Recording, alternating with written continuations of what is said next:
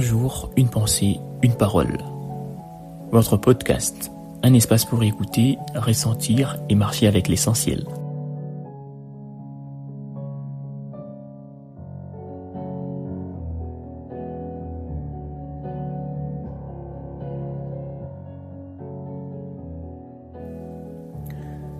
Dans cette nouvelle rubrique, s'élever ensemble, pas à pas, retrouvant des mots pour éclairer l'ombre, pour questionner le silence.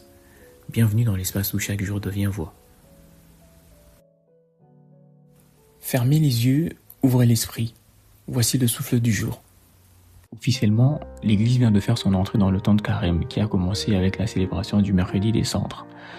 Le but du Carême, c'est suivre Jésus au désert. Rappelons-nous, Jésus est conduit par l'Esprit au désert pour être tenté par le diable. Le Carême, c'est aussi se battre contre le mal, aimer Dieu et son prochain, mourir à soi et renaître avec Christ à Pâques.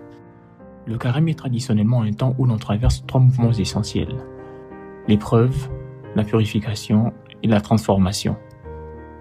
Vous savez, le Carême nous ramène toujours à 3 piliers essentiels: la prière qui ouvre le cœur, le jeûne qui dépouille et le partage qui élargit l'amour. 3 piliers qui ne sont pas des obligations, mais des chemins de transformation.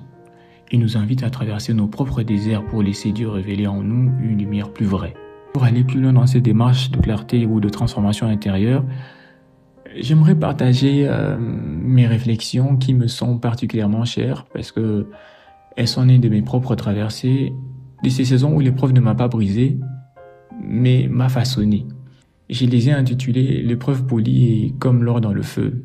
Elles racontent comment les difficultés, loin d'être des obstacles, deviennent parfois la télé secrète où Dieu affine notre être, comme l'orfèvre purifie l'or. Mes réflexions sont une invitation à regarder nos épreuves autrement, non comme des murs, mais comme des passages, non comme des pertes, mais comme des révélations, non comme des nuits, mais comme des aurores en préparation.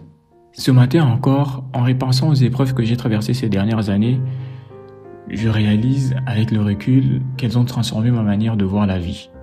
Elles m'ont permis de me retrouver avec moi-même, de me polir, de déployer un potentiel qui aujourd'hui brille avec assez de force pour avoir l'impact nécessaire dans cet univers des possibilités. Mon vécu m'amène à cette réflexion.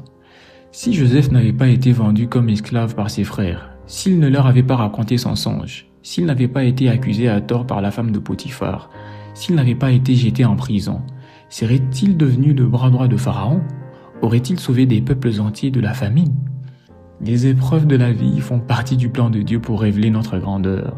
Une grandeur que nous n'aurions peut-être jamais vue se manifester si ces difficultés, destinées à nous polir, n'avaient pas croisé notre route. Pour purifier l'or, l'orfèvre le fait d'abord passer par le feu. La fusion révèle ce qui était caché, c'est-à-dire les impuretés, tout ce qui n'est pas de l'or. Puis vient la pression, qui dépouille le métal de ce qui l'empêche de briller. Ensuite, l'or retourne plusieurs fois au feu jusqu'à atteindre un niveau de pureté élevé. Chaque passage enlève un peu plus d'impureté. Le feu devient alors un lieu de transformation et non de destruction. Dans la tradition des orfèvres, on disait qu'un or est vraiment pur lorsque l'artisan peut voir son reflet dans le métal fondu. De la même manière, nous savons que l'épreuve a accompli son œuvre lorsque Dieu peut voir en nous son reflet, manifesté par la paix intérieure, la clarté, la patience, la confiance et l'amour. Prions ensemble. Père, je te rends grâce pour ce que je comprends désormais. Les épreuves ne viennent pas pour m'éteindre, mais pour révéler ce que tu as déposé en moi. Merci pour ces moments qui mettent en lumière ce qui doit être retiré. La peur, les illusions, les attachements, les dépendances, l'orgueil, l'ego, les blessures non guéries. Merci de retirer ce qui m'alourdit.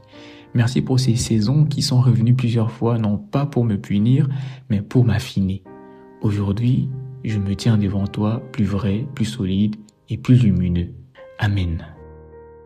Bon temps de Carême et bon temps de Ramadan à nos frères et sœurs musulmans. À bientôt.